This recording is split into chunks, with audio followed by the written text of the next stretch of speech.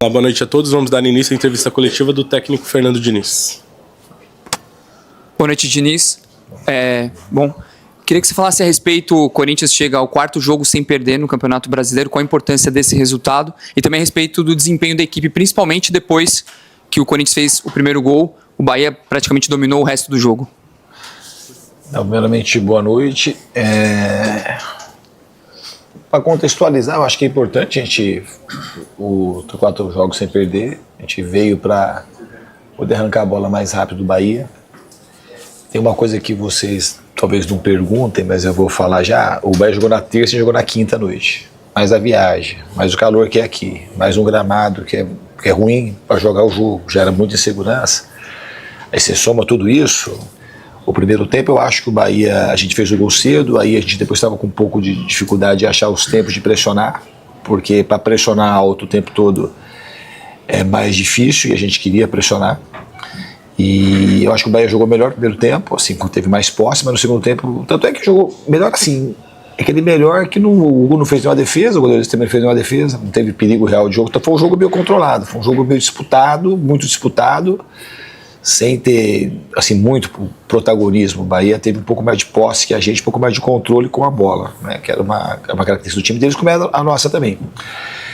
E ficou tão evidenciado que a parte física pesou, que a hora que a gente começou a mexer, a gente ficou melhor que o Bahia. Os últimos 20 minutos nós jogamos melhor que o Bahia. Então não foi o tempo todo que o Bahia foi pressionando a gente. Depois, acho que os 25 minutos finais, a gente, toda hora que pressionava, eles chutavam, que não é característica deles, e a gente conseguia ganhar a maioria das segundas bolas. A gente estava mais perto de fazer o gol nos 20 minutos finais do que o Bahia. Então, o que eu vejo do jogo como um todo, a gente não perdeu 2 pontos pela dificuldade do jogo, por ser muito em cima da quinta-feira, e a entrega dos jogadores foi absoluta. Os jogadores, assim, não faltou nenhum pingo de vontade, os caras foram guerreiros, aí muito mesmo, porque foi muito difícil pegar a sequência, jogo no início, de jogar na quinta à noite e ter que vir aqui às 4 da tarde.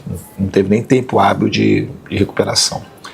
Então, eu acho que o jogo, todas as circunstâncias do jogo, a gente queria ter jogado um pouco melhor com a bola, isso é evidente. Queria ter jogado igual jogou o primeiro tempo contra o Remo. A gente não conseguiu, mas o time soube se superar e conseguiu levar um ponto daqui.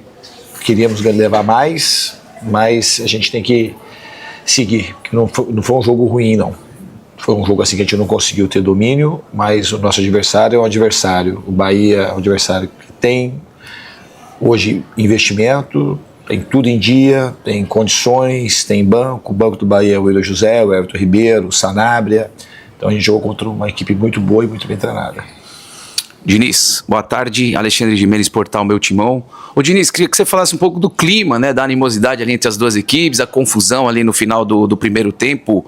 Você acha que saiu faísca demais, um pouco além do que você esperava, ou estava ali meio que na expectativa de um jogo pegado e também, de repente, provocado?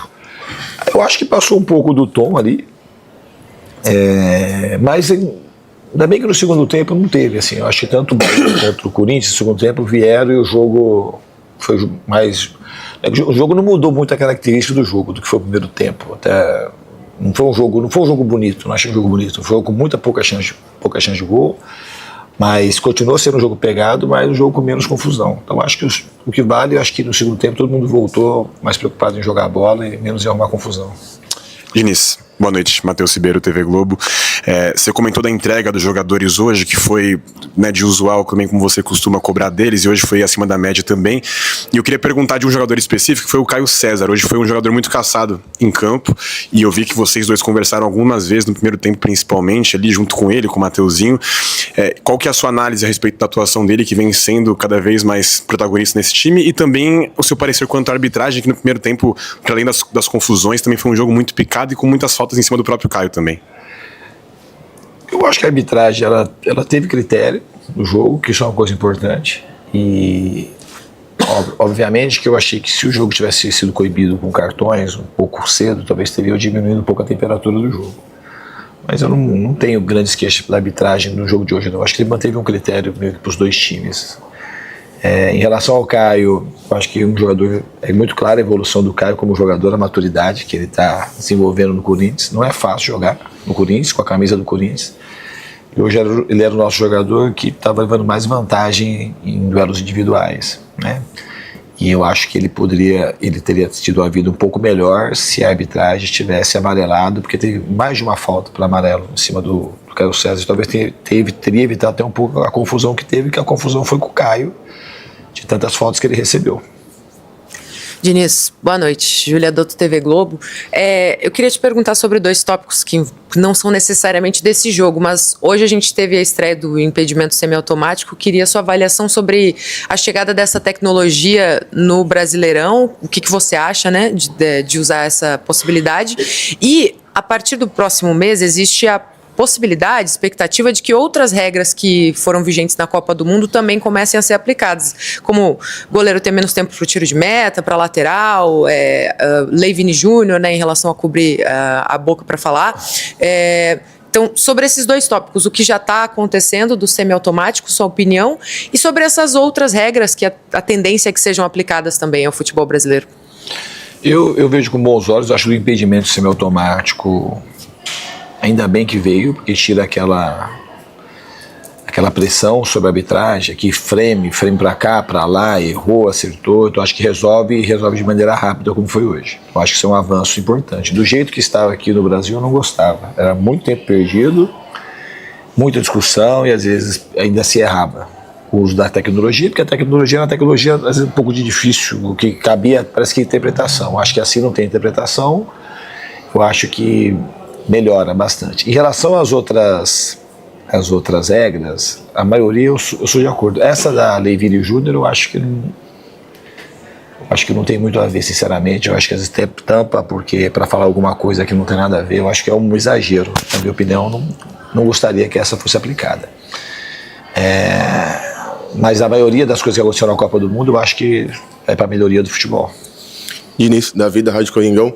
Hoje na lateral esquerda você não podia contar com o Bidu e o Angelelli também teve que sair. Tomou o 3º cartão amarelo, não joga na quinta-feira. Você teve que improvisar o Pedro Milans. Na quinta, você deve improvisar algum jogador mesmo ou você pensa em trazer até um menino da base, alguma coisa que esteja treinando com o elenco? Na quinta, mas o Angelelli joga na quinta. O Bidu também talvez tenha condição de jogar. O Angelelli está suspenso. O Angelelli está suspenso no... Desculpa, vocês estão mais bem informados que eu. Mas o Bidu tem chance de jogar na quinta e a gente vai ver ainda. Vai ver na base se tem alguém, pode ser alguém do próprio elenco. Temos que esperar até lá. Obrigado, Diniz. Boa noite a todos.